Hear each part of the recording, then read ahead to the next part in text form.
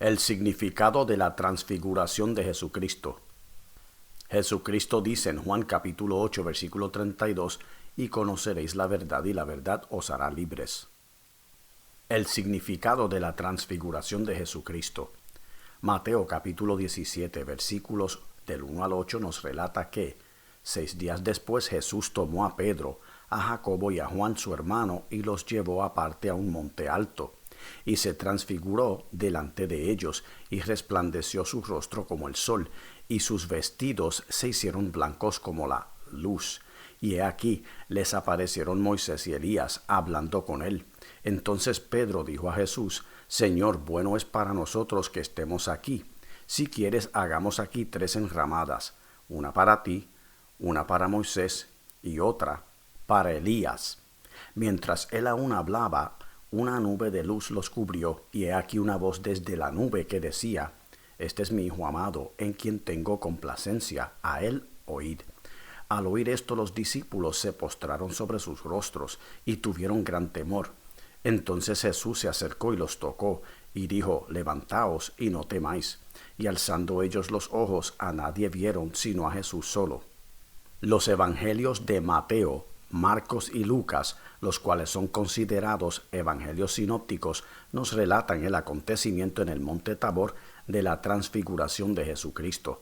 Para comenzar, la palabra sinóptico se compone de 2 palabras: sin, que significa juntos, y óptico, que significa vista. Por ende, sinóptico se traduciría como visto junto. Se les conoce así a estos 3 evangelios porque describen la vida y las enseñanzas de Jesucristo de la misma manera en que fueron presenciados.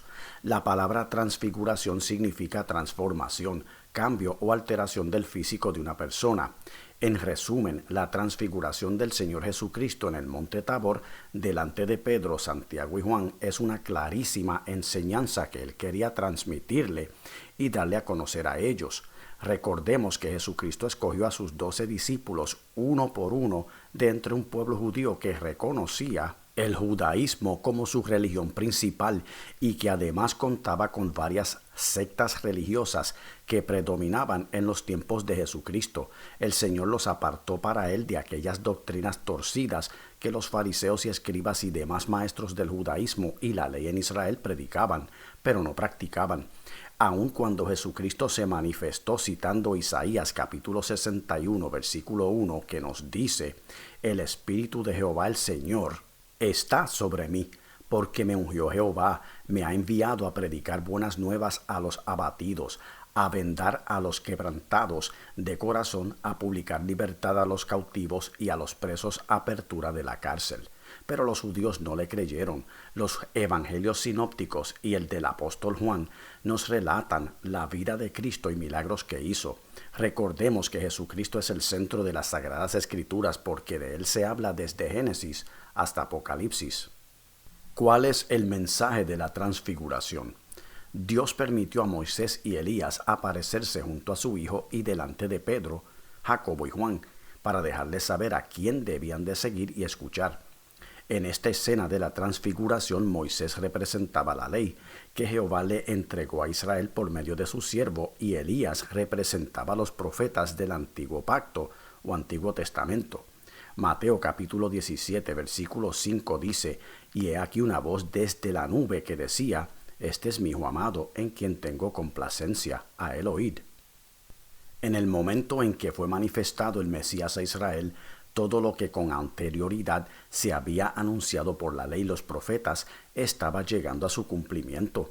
Por supuesto, cuando Jesucristo entregó su espíritu sobre el madero en el Gólgota, allí se cumplió la ley y comenzó el período de la gracia.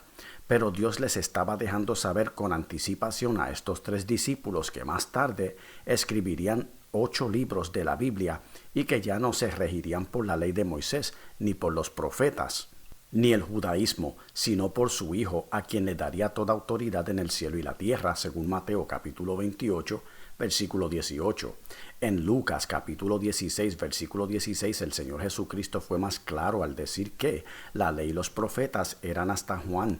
Con eso quiso decir muchas cosas, entre ellas que ya no estaríamos rigiéndonos por los rituales de la ley, ni que tampoco tendríamos que cumplirla y mucho menos vivir de acuerdo a sus estatutos y rituales, que las profecías profetizadas por los profetas acerca del Mesías se cumplirían cuando fuese manifestado al pueblo de Israel. Por supuesto, el Señor Jesucristo aún continuó junto con sus discípulos cumpliendo con los rituales de la ley hasta el momento de entregar su espíritu en el madero, después de terminar su ministerio aquí en la tierra. Mientras el Señor Jesucristo estuvo ejerciendo su ministerio en la tierra, implementó su doctrina, o sea, el Evangelio, que abrió puertas al nuevo pacto que Jehová había anunciado por medio de sus profetas. Jeremías capítulo 31, versículos 31 y 33 dice: He aquí que vienen días, dice Jehová, en los cuales haré nuevo pacto con la casa de Israel y con la casa de Judá. Daré mi ley en su mente y la escribiré en su corazón, y yo seré a ellos por Dios y ellos me serán por pueblo. El líder escogido por Jehová para instruir a su pueblo Israel fue Moisés, quien además había predicho que Israel fracasaría miserablemente en cumplir con el antiguo pacto que Dios había establecido con ellos, porque éste demandaba una estricta obediencia a la ley que se les había entregado a ellos por medio de Moisés. La Biblia explica en Deuteronomio capítulo 29, versículos 25 y 26 el por qué Israel fracasó desde un principio en guardar el antiguo pacto que Dios había hecho con ellos.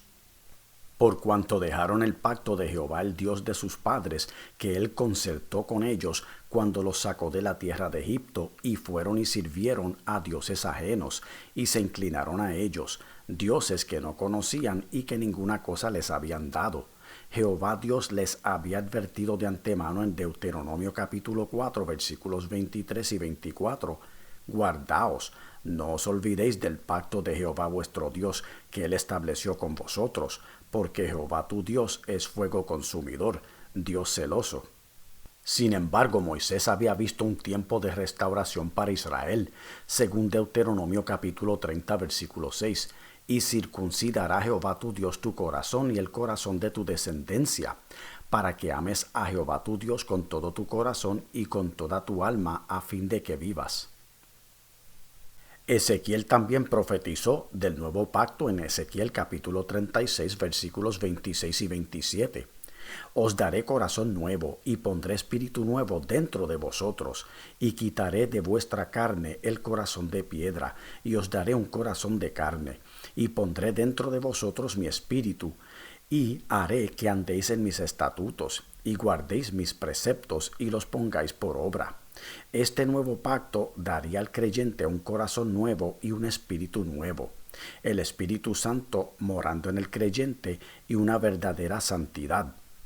Estos aspectos no los podía producir la ley en ningún creyente, porque Gálatas capítulo 3 versículo 19 dice que la ley fue añadida a causa de las transgresiones hasta que viniese la simiente a quien fue hecha la promesa, y fue ordenada por medio de ángeles en mano de un mediador. O sea que la ley fue una solución temporal hasta que viniese el ungido de Dios.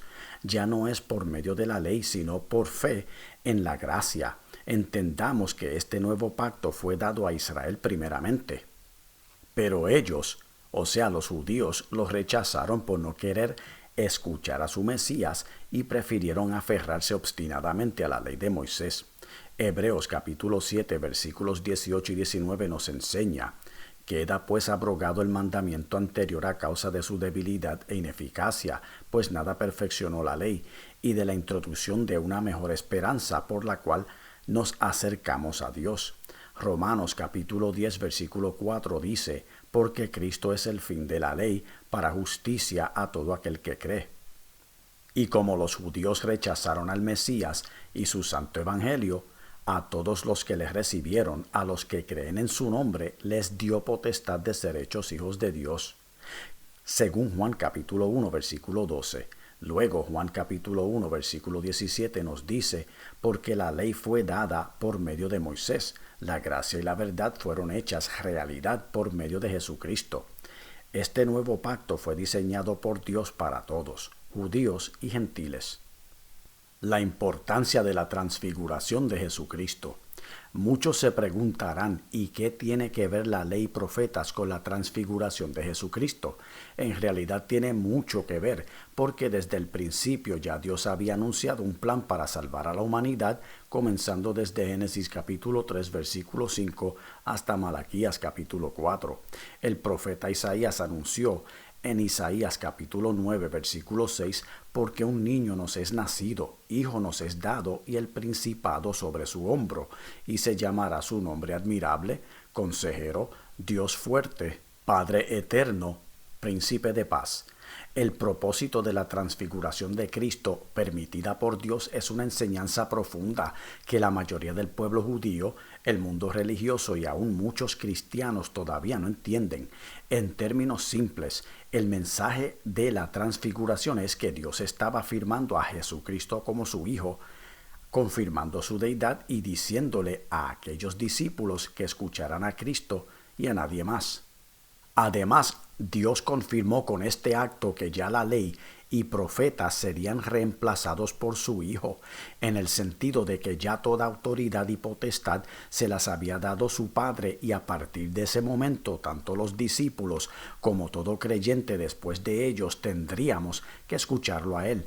Por tanto, la transfiguración les mostró a ellos que Jesús verdaderamente provenía de Dios, y allí pudieron presenciar con sus propios ojos su verdadera apariencia en una forma glorificada y con ropa blanca deslumbrante. Jehová permitió que Moisés y Elías aparecieran y hablaran con su Hijo frente a aquellos discípulos acerca de su muerte, que pronto ocurriría, porque más tarde en sus ministerios serían testigos de lo que habían visto y testificarían de sus experiencias a miles de personas durante sus obligaciones ministeriales. El apóstol Pedro testificó en 2 de Pedro capítulo 1 versículos del 16 al 18, porque no os hemos dado a conocer el poder y la venida de nuestro Señor Jesucristo siguiendo fábulas artificiosas, sino como habiendo visto con nuestros propios ojos su majestad, pues cuando él recibió de Dios Padre honra y gloria, le fue enviada desde la magnífica gloria una voz que decía: este es mi Hijo amado, en el cual tengo complacencia. Y nosotros oímos esta voz enviada del cielo cuando estábamos con él en el Monte Santo. Ellos sabían que él había nacido para ser Rey eterno, porque de él se había profetizado mucho antes. Isaías capítulo 40 versículos 3 y 5 dice: voz que clama en el desierto, preparad camino a Jehová, y se manifestará la gloria de Jehová, y toda carne juntamente la verá, porque la boca de Jehová ha hablado. Siglos después, Juan el Bautista citó las palabras de Isaías a los sacerdotes y levitas en Betábara, que habían sido enviados por los judíos de Jerusalén, según Juan capítulo 1 versículo 19. El propósito de la transfiguración de Jesucristo fue para que sus discípulos pudieran comprender quién era Él. El Señor los estaba instruyendo para que entendieran que Él era aquel que había de venir para que se cumpliera todo lo que las Sagradas Escrituras hablaron acerca de Él. La voz de Jehová Dios desde el cielo claramente indicaba que la ley y los profetas debían cederle el paso a Jesucristo, quien representaba el nuevo camino que sin lugar a dudas reemplazaría al viejo camino. Por medio de él, o sea de Jesucristo, se consumó la ley y las innumerables profecías del Antiguo Testamento, y presenciaron su forma glorificada y un anticipo de su entronización venidera como Rey de Reyes y Señor de Señores. Ya no es la ley ni los profetas a quienes tenemos que obedecer, sino a Jesucristo, quien, habiendo ofrecido una vez para siempre un solo sacrificio por los pecados, se ha sentado a la diestra de Dios, según Hebreos capítulo 10 versículo 12. En conclusión, las palabras del Padre en Mateo capítulo 17 versículo 5 deben ser tomadas en serio. Necesitamos escuchar a Jesucristo y enfocar nuestra atención en todas sus enseñanzas solamente. No es en nadie más, no es en la ley, ni profetas o en los hombres. Aún María, su madre terrenal, dijo en Juan capítulo 2 versículo 5, haced todo lo que os dijere. El Maestro dice en Juan capítulo 15 versículo 5, yo soy la vid, vosotros los pámpanos, el que permanece en mí y yo en él, Este lleva mucho fruto, porque separados de mí nada podéis hacer. Así dice Jehová Dios. Amén. Amigo o amiga, te invito a recibir a Jesucristo como tu único y exclusivo Salvador. Él te dice en Apocalipsis capítulo 3 versículo 20, He aquí yo estoy a la puerta y llamo.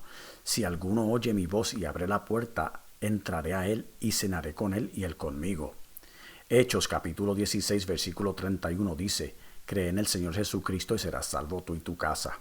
Acepta a Jesucristo hoy. Pausa el video en la próxima página y di la oración en voz audible.